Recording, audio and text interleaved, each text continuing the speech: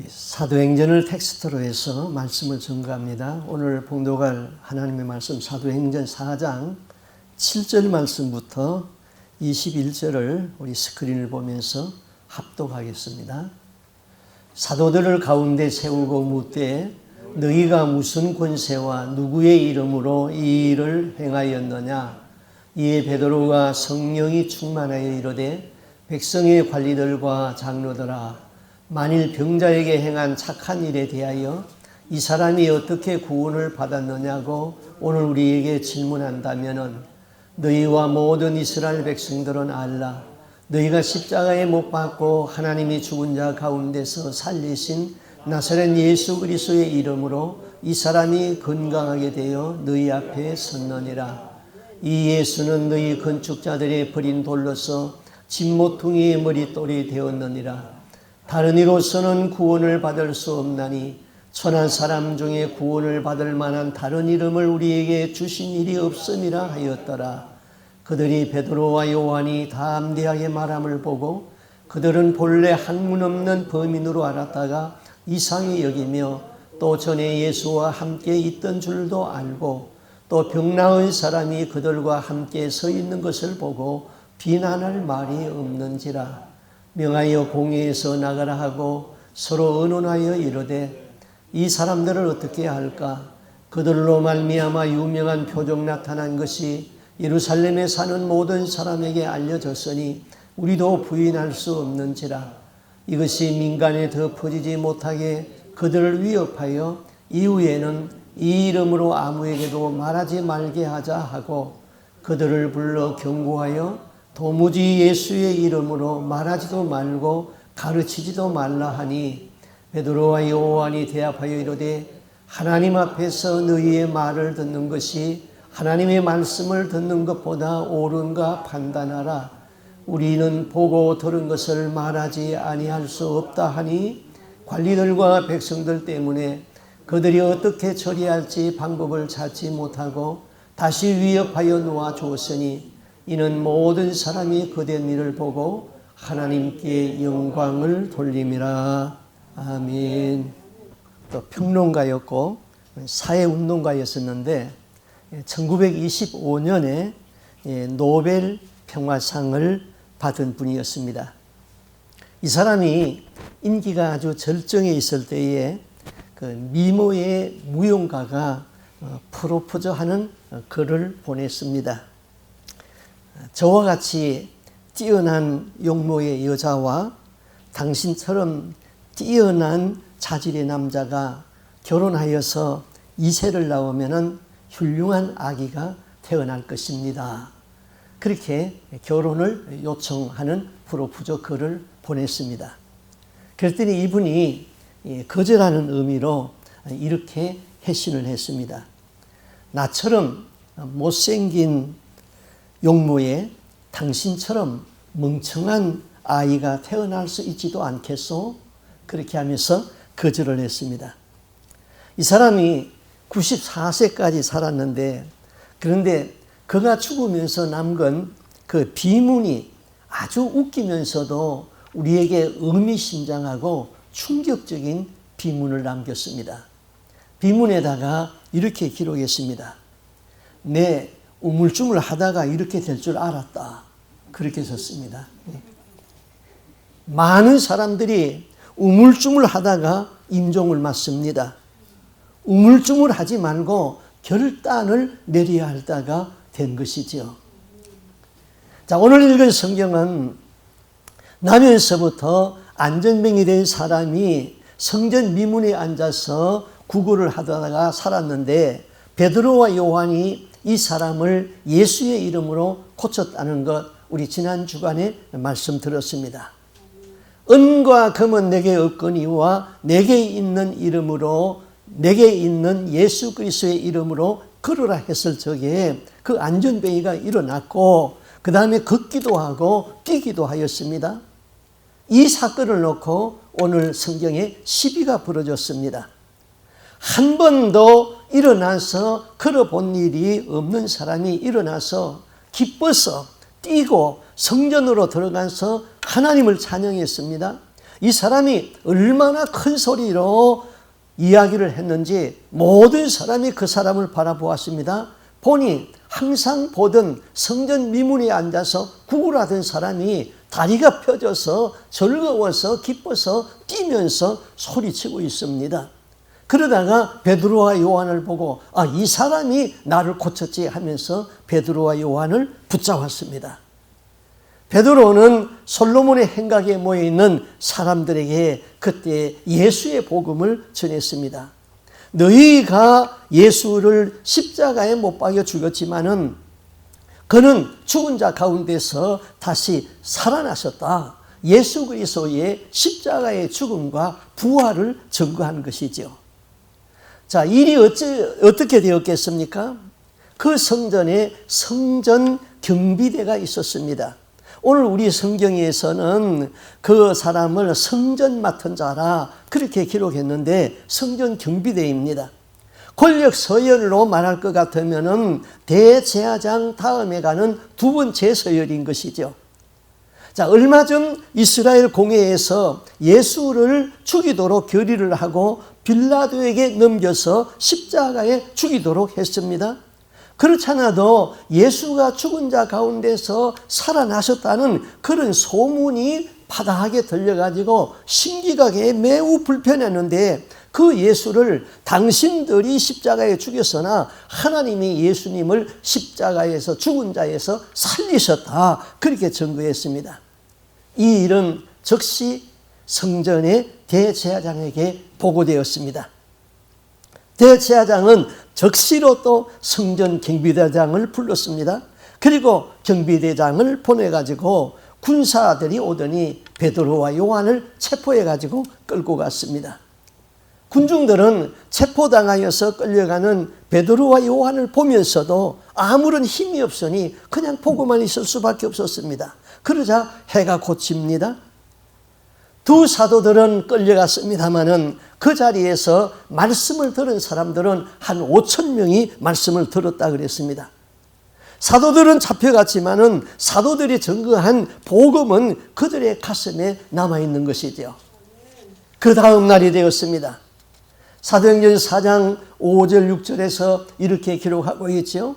이튿날에 관원과 장로와 서기관들이 예루살렘에 모였는데 대제사장 안나스와 가야바와 요한과 알렉산더와 및 대제사장의 문중이 다 참여하여 그랬습니다. 이스라엘의 공회가 급하게 열렸던 것입니다. 이스라엘의 공회는 다른 이름으로는 산헤드린 의회라고 그럽니다. 회원은 71명으로 구성되어 있는데 이스라엘의 최고의 의결기관이었던 것입니다. 이 의회의 의장은 대제사장 가야바인 것입니다. 그런데 오늘 읽은 성경에 제사장의 이름이 두 사람 나옵니다. 안나스와 가야바 두 사람이 나오지요. 안나스는 가야바의 장인입니다. 안나스는 대제사장에 있었지만은 로마의 권력에 굴복해가지고 자기 사위에게 대제사장직을 물려주었습니다. 그렇지만은 그 배후에서 원격 조정을 하고 있었던 것입니다. 이들이 모여가지고 베드로와 요한에게 이렇게 질문합니다. 7절 사도들을 가운데 세우고 묻되 너희가 무슨 권세와 네 이름으로 이 일을 행하였느냐. 참으로 의의 없는 질문이죠. 병인을 낫게 하여 주었는데 좋은 일을 하였는데 왜 이런 일을 하였느냐고 실책을 하고 있는 것이죠. 몰라서 질문하는 것이 아닙니다. 불가피해서 묻는 것입니다. 묻고 싶은 질문이 아닙니다. 그러나 물을 수밖에 없는 질문인 것이죠. 이 질문에는 다른 뜻이 포함되어 있습니다. 이 일을 정치적인 프레임으로 만들어서 저들을 죽이겠다는 것이죠. 사회 혼란을 주장한 사람으로 프레임을 만들고 아예 죽여버리겠다는 것입니다. 정치에는 항상 음모가 있습니다. 이들은 종교적인 문제를 정치적인 것으로 돌리는 것입니다. 예나 오늘이나 이런 수법으로 많은 신앙인들이 죽었던 것이죠. 기독교 순교사를 볼 것 같으면은 너 예수 믿을래? 안 믿을래? 믿으면 죽이고 안 믿으면 살려준다. 그렇게 해서 양자택일을 하라. 그렇게 죽은 사람은 별로 없어요. 나는 예수 믿겠습니다. 그런데 그 죽이는 방법은 다른 방법으로 죽였어요. 순교자들이 가지고 있는 신앙은 종교적인 것입니다. 핍박을 받는 사람의 입장에서는 신앙 때문에 죽는 것입니다. 그러나 핍박하는 자의 입장에서는 그들을 죽인 제목은 국가 반역죄, 반정부 소란죄, 로마에 반역했다, 왕을 배신했다, 이런 명목으로 죽였던 것이죠. 일제강압 시기에도 마찬가지입니다. 일본 사람들이 한국의 많은 목사들과 성도들을 죽인 것이 예수 믿었다고 죽인 것이 아닙니다. 일본 천황을 반대했다는 시국사범으로 몰아가지고 죽인 것이죠.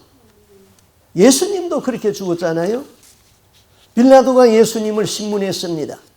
예수가 죄 없다는 걸 알았습니다. 제사장들의 시기로 예수가 고발되었다는 것도 알았습니다. 그런데 그 민중의 압력에 못 이겨서 예수를 십자가에 죽이라고 넘깁니다. 빌라도가 예수를 십자가에 죽이라고 넘겼을 적에 그 십자가에다가 뭐라고 썼습니까? 유대인의 왕 예수, 그렇게 붙였습니다. 유대인의 왕이라고 하면은 로마의 입장에서는 황제의 허락이 있어야지 유대인의 왕이 됩니다. 그러나 예수는 로마의 황제의 시저의 허락을 받은 일이 없습니다. 빌라도는 예수가 로마에 반역할 의사를 가졌다, 그래서 죽인다는 것이죠. 유대인의 왕 그러면은 로마 법에 의하여서 죽일 수가 있게 되는 것이지요. 베드로와 요한이 왜 체포되었습니까?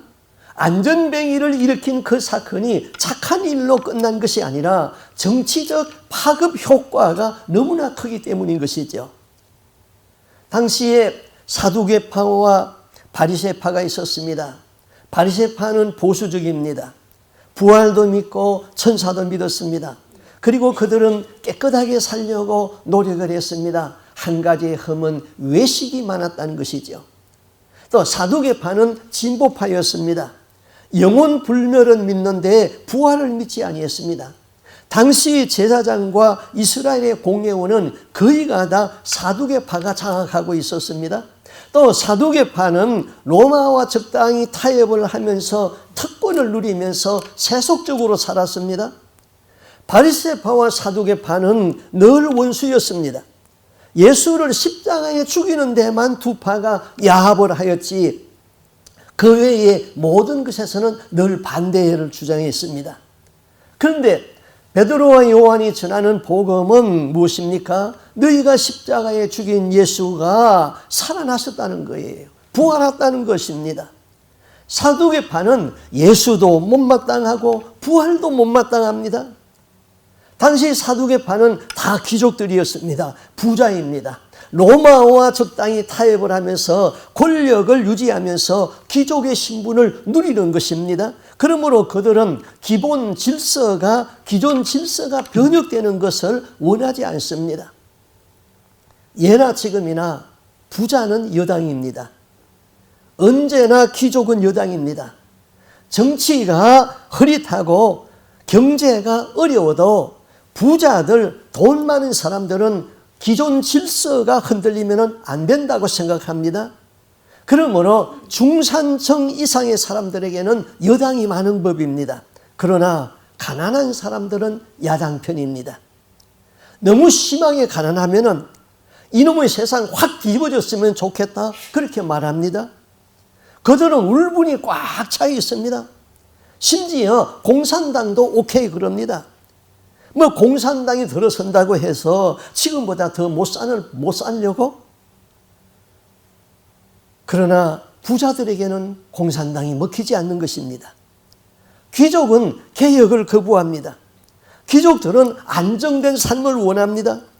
부자는 될 수 있는 한 변혁을 원치 않고 변화가 없기를 바라는 것이죠. 그런데 베드로와 요한이 나타나서 안전뱅이를 일으켰습니다. 예수가 부활하였다고 증거했습니다. 이것은 사회에 큰 영향을 미치고 있습니다. 사두개인들은 이 기존의 질서가 흔들리는 것을 원치 아니했습니다. 자신들의 귀족의 지위를 지켜나가는데 베드로와 요한이 걸림돌이 되었던 것이죠. 4장 8절, 이에 베드로가 성령이 충만하여 가로되 백성의 관원과 장로들아. 자, 여기 성령이 충만하다는 것은 무슨 의미일까요? 성령이 충만하게 되면은 신령한 지혜를 가지게 되는 것이죠. 성령이 충만하게 되면은 담대하게 복음을 전할 수가 있게 되는 것이죠. 예수님이 마태복음에서 그렇게 말했습니다. 제자들을 파송하면서 그랬지요. 저희가 너희를 공회에다가 넘겨주겠고 그때에 무엇을 말할까 염려하지 말아라. 그때에 무슨 말을 할 것을 주시리니 말하는 이는 너희가 아니라 너희 속에서 말씀하시는 자 곧 너희 아버지의 성령이니라. 이에 베드로가 성령이 충만해서 이렇게 말하죠. 9절에 만일 병인에게 행한 착한 일에 대하여 이 사람이 어떻게 구원을 얻었느냐고 오늘 우리에게 질문한다면은, 병인에게 행한 착한 일에 대하여서 우리에게 질문을 한다면은, 병자를 일으키는 일은 누가 보아도 착한 일이죠. 그런데 이 사건으로 시비가 생깁니다. 선한 일을 했다면은 당연히 모든 사람에게 존경을 받아야 되고 칭찬을 받아야 할 것 같은데 그렇지 않습니다. 우리가 선한 일을 한다고 칭찬만 듣는다는 것은 기대하지 마십시오. 내가 좋은 일을 하였는데 왜 말이 많으냐? 화낼 것 없는 것이에요. 착한 일을 했습니다. 또 내가 내놓은 의견이 세상에 좋은 의견을 내놨습니다.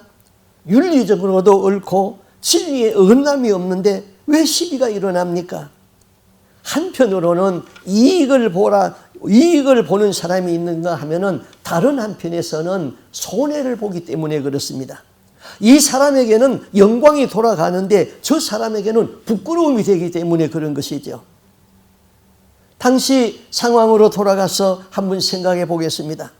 자, 나면서부터 안전병이 된 사람이 성전 미문에 앉아서 40년 가까이 거기에서 구걸했습니다. 그 성전에 많은 사람이 드나들면서 불쌍하게 생각하고 돈 몇 푼 집어주었을 것입니다. 별다른 구제의 방법이 없습니다. 그 성전에 제사장들도 있었습니다. 그들은 많은 날 동안 그 성전을 드나들면서 안전뱅이를 보았습니다. 적선도 했을 것입니다. 그런데 어느 날 갈릴리 총구석에서 온 하찮은 어부 출신 베드로와 요한이 나사렛 예수의 이름으로 명하노니 일어나 걸어라 하니까 이 안전뱅이가 일어났습니다. 그러니 제사장의 체면이 어떻게 되겠습니까? 그 성전의 책임자는 대제사장입니다. 대제사장은 높은 지위에 있는 사람입니다. 그는 긴 옷을 입고 다니면서 제사를 드릴 적에는 모든 사람에게 존경을 받는 사람입니다. 그런데 정말로 중요한 일을 베드로가 해냈습니다. 이 일이 저 외딴 곳에서 이루어졌다면 별개의 문제입니다. 그런데 많은 사람이 보는 예루살렘에서 더군다나 성전 문 앞에서 행하여졌습니다. 많은 사람들이 이 일을 행한 사람을 보려고 몰려들었습니다. 이때 제사장의 체면은 다 구겨져 버렸던 것이죠. 세상의 일은 이 사람에게 칭찬이 돌아갈 적에 저 사람에게는 부끄러움이 돌아가게 되어 있는 거예요. 동생을 잘한다고 칭찬하면 형이 부끄러워하는 것이죠. 형을 칭찬하면 동생이 부끄러워지는 것이죠. 남매가 있었는데 남동생은 늘 1등을 합니다. 그런데 누나는 늘 꼴찌를 합니다.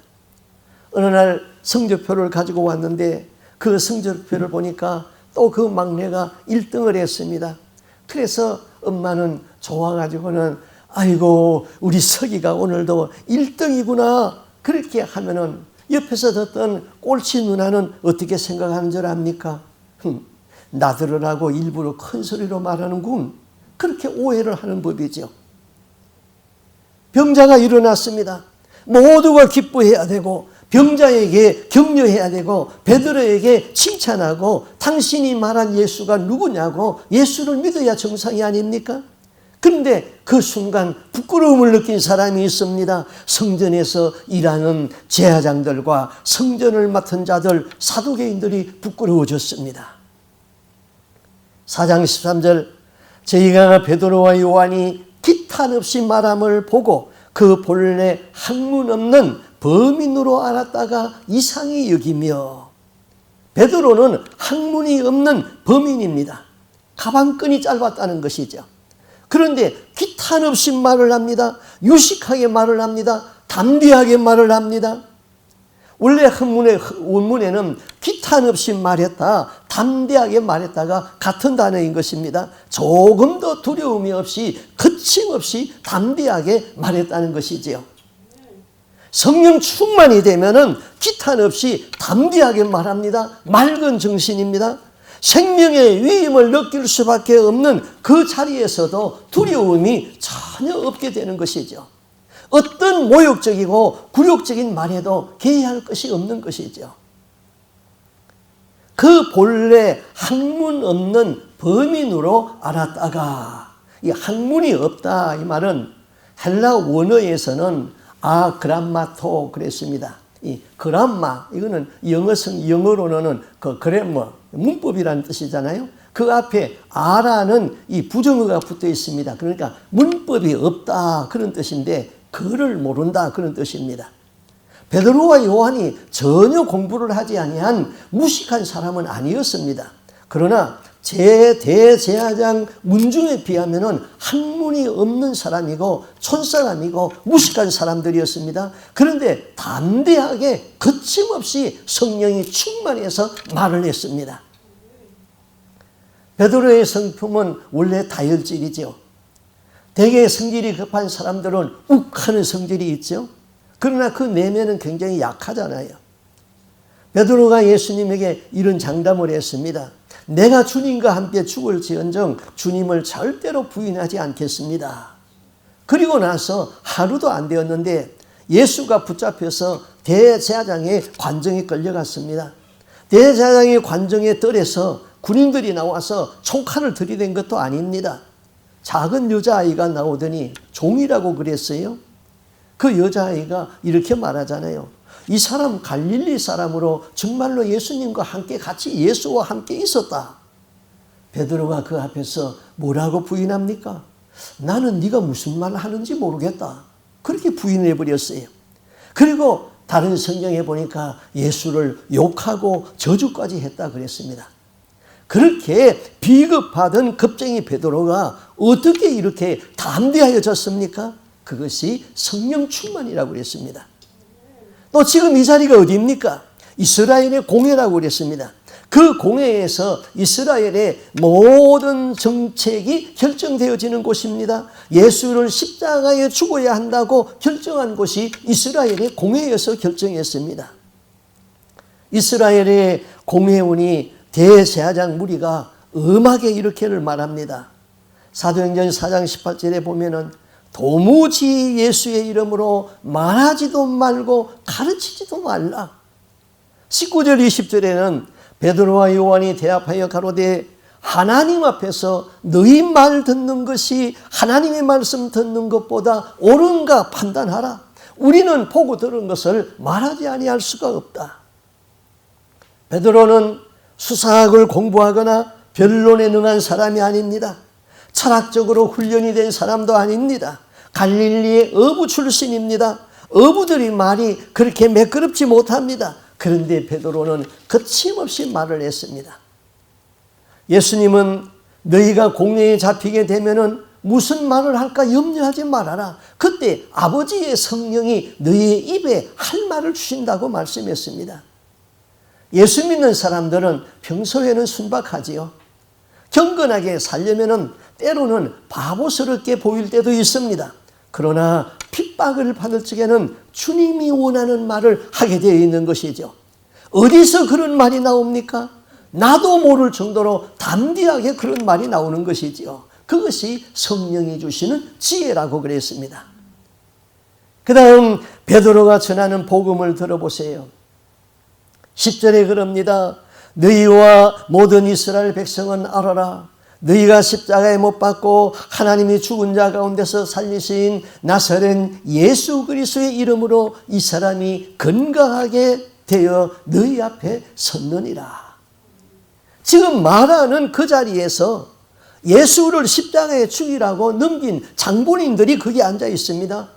가야바가 지금 베드로 앞에 있습니다. 대제사장의 문중들이 거기에 있습니다. 그런데 베드로는 담대하게 말합니다. 당신들이 예수를 십자가에 못 박아서 당신들이 죽인 예수는 의로운 사람이요, 그러므로 하나님의 예수를 다시 살리셨습니다. 우리는 예수의 이름을 부른 것밖에 없습니다. 예수의 이름의 권능으로 이 병자가 일어났소. 지금 이런 용기가 어디서부터 나왔습니까? 지금 우리는 용기를 잃어가고 무력하게 지금 살아가고 있잖아요. 뭐 용기에 대하여서 이렇게 말하는 사람도 있어요. 뭐 용기를 낼 만한 끈덕지가 있어야지 용기가 나오는 것 아닙니까? 뭐 권세가 있다든지 돈이 있다든지 명예가 있어야지 용기가 나오는 것 아닙니까? 용기는 그런 것에서 안 나옵니다. 용기는 용기를 낼 건덕지에서 나오는 것이 아닙니다. 권세 있는 사람 용기가 더 없습니다. 돈 있는 사람 걱정이 더 많습니다. 지식 있는 사람은 소심해지기 쉽습니다. 오히려 무식한 사람이 용기가 있습니다. 그러나 무식에서 나오는 용기는 만용이라고 그럽니다. 믿음에서 나오는 용기, 예수에게 고용되어서 나오는 용기가 진짜 용기인 것이죠. 지금 베드로는 예수의 이름에 완전히 고용이 되었습니다.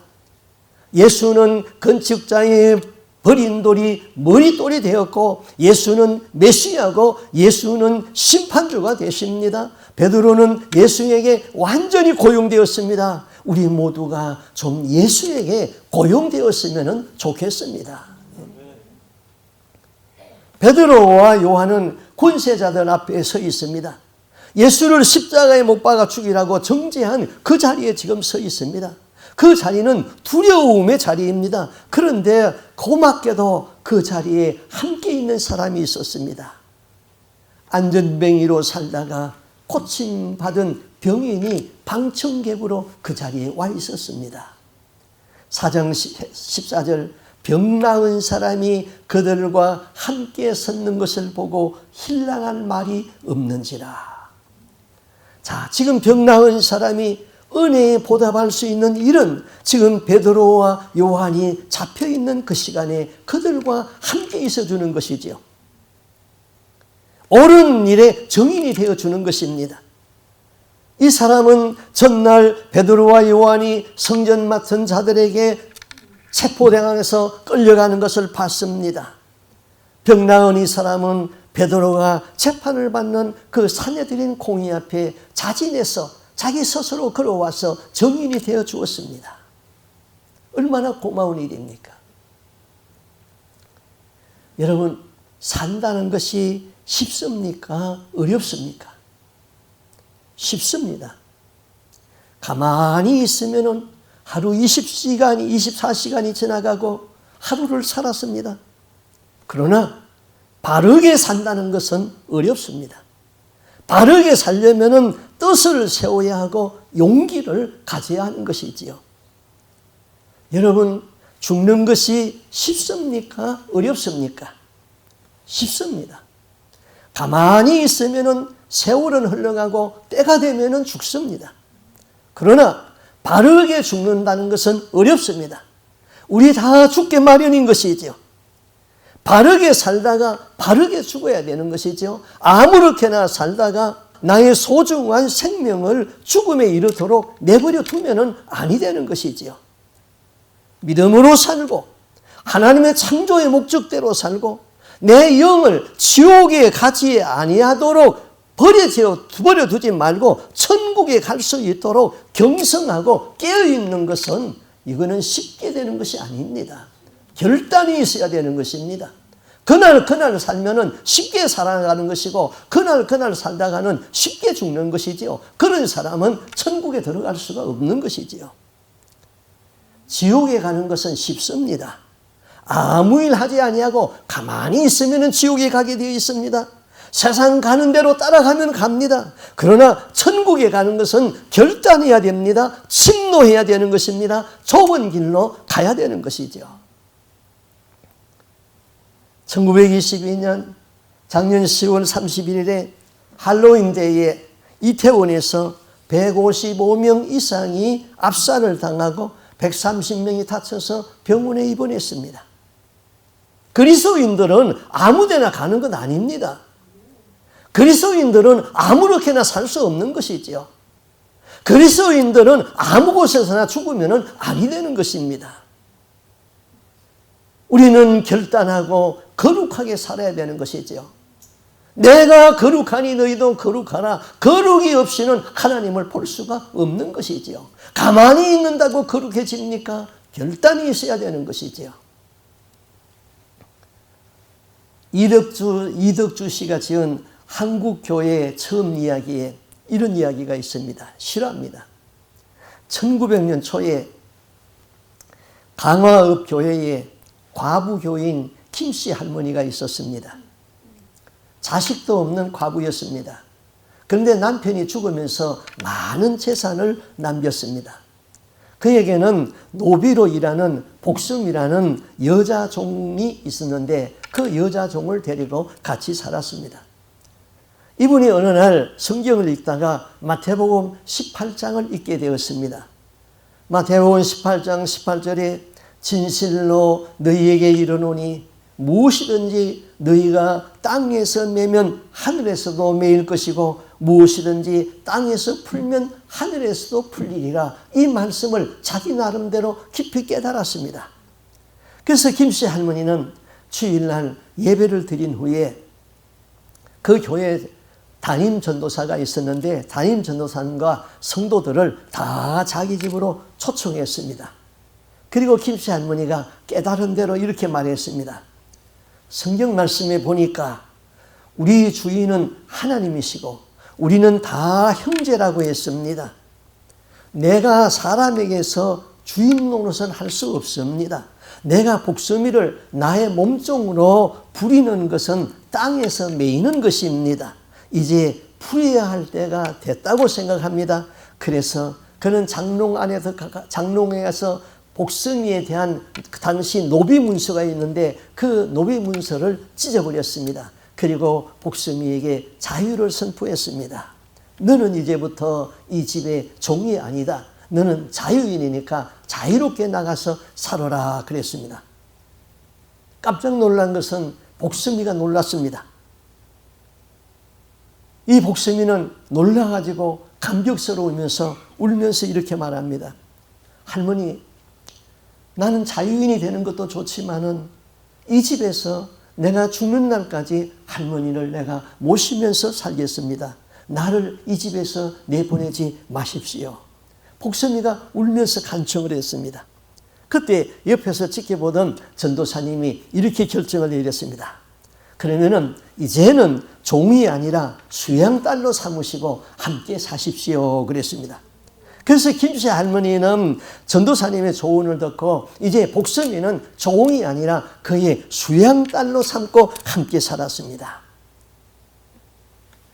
당시 노비 문서가 있었는데 이 노비 문서를 찢어버린다는 이 용기와 결단이 있어야 되는 것이죠. 많은 사랑에 감격해가지고 끝까지 섬기겠다는 복숭이의 그 헌신과 결단, 귀한 것이지요. 복숭이는 이제 종이 아니라 딸이 되어서 어머니를 사랑으로 섬겼습니다. 믿음은 결단하는 데 있는 것입니다. 우리가 구원받는 것은, 우리가 구원받은 것은 옳은 일을 행하기 위하여서 구원했다. 성경은 그렇게 했습니다. 여기에 고침받은 병인이 할 수 있는 최선의 보답은 베드로의 곁에서 정인이 되어주는 일이었습니다. 그 용기, 그것도 결단인 것이지요. 그 다음 베드로가 성령이 충만한 가운데서 한 말이 무엇입니까? 12절 다른 이로서는 구원을 얻을 수 없나니 천하 인간의 구원을 얻을 만한 다른 이름을 우리에게 주신 일이 없음이니라. 우리가 구원받는 것은 오직 예수 그리스도의 이름뿐이죠. 세상 사람들이 볼 적에는 기독교가 너무나 독선적인 것 같습니다. 아니, 석가를 믿어도 구원받고 마호멧을 믿어도 구원받고 어느 종교이든지 거기에는 구원이 있는데, 그렇게 믿으면 다운 종교를 인정하면 핍박받을 일이 없지요. 욕먹을 일도 없는 것이죠. 오직 예수를 절대화하는 데서 핍박을 받는 것이죠. 그러나 다운 종교에는 결코 구원함이 없는 것이죠. 만약에 다운 종교를 인정한다면 예수 그리스도의 십자가를 모욕하는 사건이지요. 다른 종교에도 구원이 있다고 믿는다면 왜 하나님이 사람이 되어서 십자가의 형벌을 받아야 합니까? 그 형벌이 얼마나 끔찍한 형벌인데요. 그런 형벌을 받지 아니해도 다른 종교를 믿고 그냥 천국에 가면 되지 않습니까?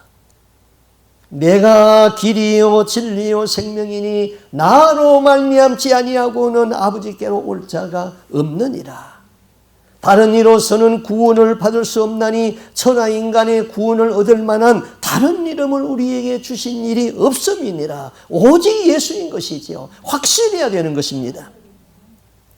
여러분, 예수 그리스도만이 나의 구원의 유일하신 분입니다. 예수 그리스도를 영접하세요. 북한말로 말하면 예수를 전적으로 접수하세요. 그리고 성령으로 충만하여서 신령한 지혜와 능력과 결단에 살 수 있는 저와 여러분의 삶이 될 수 있기를 바랍니다. 아멘. 기도하겠습니다. 주 하나님 아버지, 세상을 쉽게 살지 아니하도록 도와주시옵소서. 바르게 살게 하여 주옵소서. 믿음을 가지고 살게 하여 주옵소서. 착한 일을 행하며 살게 하여 주시옵소서. 결단의 능력이 있게 하여 주옵시고 결단의 확신이 있게 하여 주시옵소서. 하나님 아버지, 우리는 성령의 임재를 구합니다. 성령의 임재가 있을 적에 내가 신발을 벗고 내 얼굴을 땅에 대고 주님의 구속함이 너무나도 감격해서 주님 감사합니다. 주님 내 죄를 용서하여 주옵소서. 그런 말도 할 수 없고 다만 주님의 구속의 감격에 눈물을 흘리면서 주님이 나의 전부고 주님의 구속이 너무나도 감격스럽고 주여 말씀하여 주시옵소서. 내가 듣고 행하겠나이다 하는 이런 결단만이 우리에게 있게 하여 주시옵소서. 지금도 성령은 이곳에서 운행하고 있는데 우리의 마음이 너무나도 무디어졌습니다. 성령의 운행을 내 마음에 느끼지 못하고 있는 이 클클하고 이 삭막한 마음에 예수의 영 성령으로 충만하게 하여 주옵시고 회개의 바람이 불게 하여 주시옵시고 우리 주님의 구속한 그 주님을 바라보게 하여 주시옵소서. 주여, 우리가 아무데나 가지 않도록 도와주옵소서. 아무렇게나 살 수가 없습니다. 아무렇게나 우리는 죽을 수가 없습니다. 오직 예수에 살다가 오직 성령의 인도함을 받고 살다가 뜻을 정하며 살다가 그리스도의 거룩함에 참여하며 살다가 땅의 장막이 무너질 적에 다 천국에 들어갈 수 있는 하나님의 백성들이 될 수 있기를 간절히 소원하옵고 존귀하신 예수님 이름으로 기도하옵나이다. 아멘.